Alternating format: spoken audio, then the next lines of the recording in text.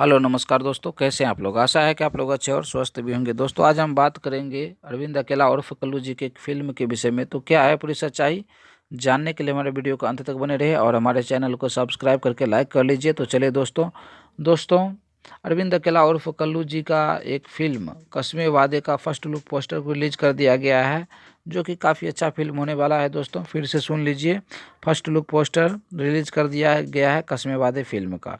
तो इसका निर्देशक है अरविंद चौबे जी और निर्माता है जितेंद्र तिवारी जी। फिल्म अच्छा होने वाला है दोस्तों। इसमें लव स्टोरी और इमोशनल सीन भी होंगे भरपूर।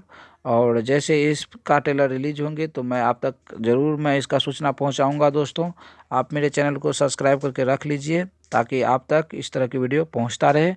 और दोस्तों आप मेरे वीडियो को देखें हैं ये, और इसके लिए मैं आपको धन्यवाद देना चाहता हूं। और कमेंट करके ज़रूर बताइएगा कि यह वीडियो आपको कैसा लगा। यह वीडियो आपके लिए था। जय हिंद दोस्तों, नमस्कार।